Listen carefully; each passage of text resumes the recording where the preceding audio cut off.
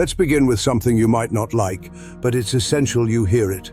You struggle with managing your emotions.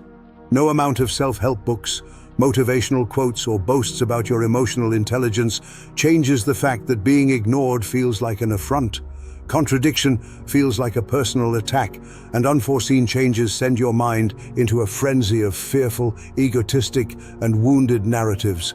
Have you noticed this? Probably not, since many of us haven't. We've grown accustomed to a numbed existence, reacting automatically to emotional triggers without awareness. But here's a crucial point.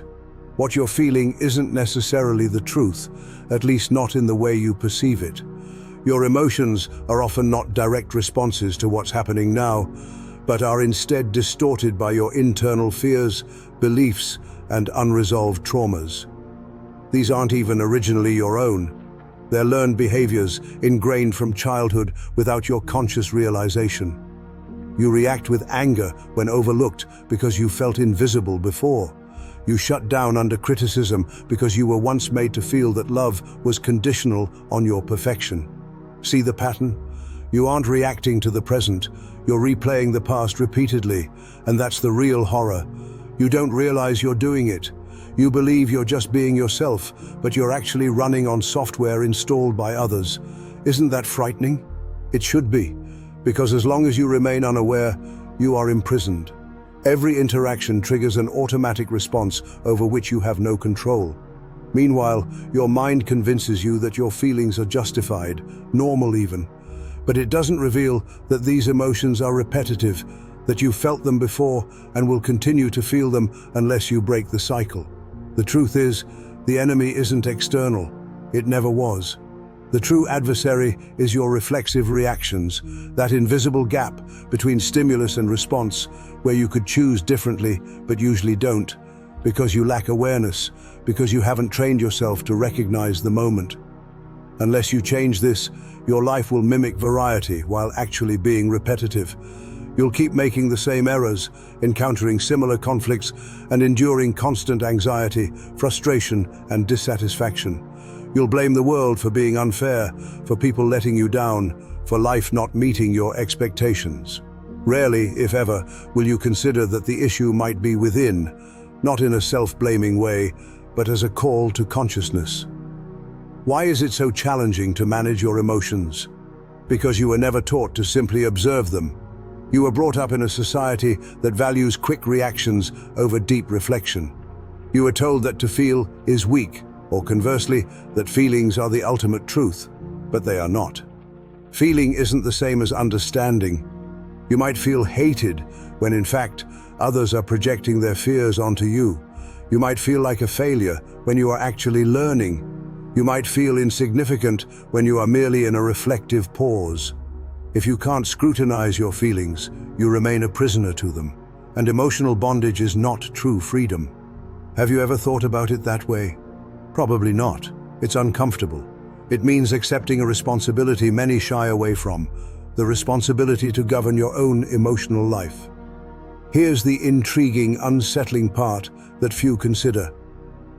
What if you could reprogram yourself? What if you could identify that critical moment before you react impulsively? That might be your escape from the turmoil. What if the solution begins with a pause? Not just any pause, a deliberate, conscious one. A moment of clarity amidst confusion. A mental break where you choose not to follow the old script, where you stop reacting and start responding. This isn't glamorous or a quick fix, but it is real and potent. That brief silence between impulse and action is where your freedom starts. It's where you regain control. It's neither easy nor quick, but it is achievable. Neuroscience backs this up, psychology explores it, and many have lived it. This is not a fleeting trend or spiritual fad, it's a practice, a discipline, a lifestyle. And it all starts with a tough question: how long will you keep reacting without understanding yourself? Every automatic reaction is an unconscious choice that impacts your whole life, your relationships, your health, your decisions, your inner peace. But here's something seldom discussed. These reactions aren't inherently yours. You weren't born with them. You learned them. And what can be learned can be unlearned. You can reconstruct yourself. You can train your mind to avoid falling into familiar traps. But it requires courage, not to confront others, but to face yourself honestly, to identify your patterns, your injuries, your concealed emotions beneath layers of pride, fear, and survival instincts. Right there, where you're most reluctant to look, lies the key. Your emotional triggers aren't the issue. The problem is your unawareness of them, your failure to understand their origins, their meaning, why they overpower you. As long as you avoid confronting them, they will continue to pull the strings of your life. You might change cities, partners, jobs, but you'll still feel the same because the issue lies within. Now, what will you do with this truth? Will you continue justifying your reactions, or will you start examining them?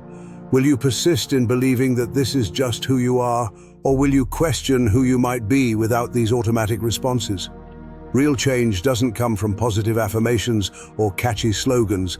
It comes from awareness, from practice, from facing discomfort, from choosing presence over retreat in those critical moments. This journey isn't about superficial allure. It's challenging, it's gradual, but it's genuine. If you choose this path, what awaits is a level of emotional stability few achieve, an inner peace so profound that no external force can disrupt it without your consent. A mind trained not to be swayed by past shadows, an awareness so alert that no criticism, rejection, or failure can drag you down. This can't be purchased or inherited. It's developed, and you're capable of it. But first, you must accept a harsh truth. The chaos in your life isn't caused by external forces. You generate it through unexamined reactions, by surrendering to unchecked emotions. Until you undertake this inner work, you'll continue to recycle the same conflicts with different faces, flee the same fears in new disguises, and suffer, believing you're under attack, when in fact you're just at war with yourself. So what will it be?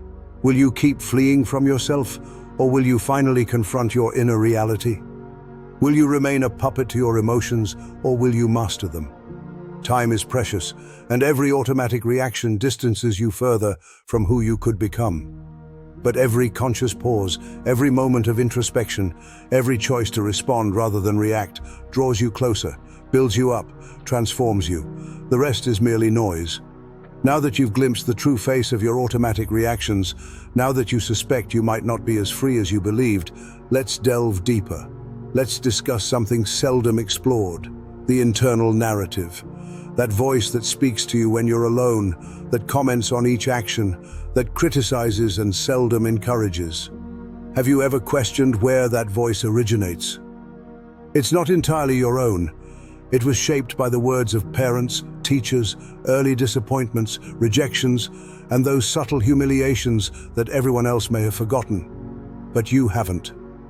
That voice that insists you're inadequate, that showing vulnerability will lead to ruin, that hesitating makes you look foolish. It has guided you, but it is a guide blinded by fear, not insight. As long as it directs your thoughts, your emotions remain stuck in childhood. You've grown physically, but emotionally, you're still at a standstill. Whenever you feel embarrassed, it's less about the current moment and more about a past event that your mind can't let go of. Embarrassment isn't the real issue. It's that your internal voice amplifies and distorts it, turning it into your identity. I'm a failure. I'm not capable. This always happens to me. Does that sound familiar? This narrative is addictive.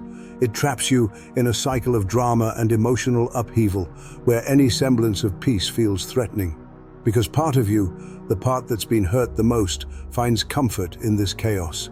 It's accustomed to the turmoil, and any disruption to this familiar pattern feels like an attack. So, will you continue to run from yourself, or will you at last face the truth within? Will you remain a puppet to your emotions, or will you take control? Time is fleeting, and every unexamined reaction pushes you further from your potential. But every deliberate pause, every moment of self-awareness, every decision to act rather than react brings you closer to transformation.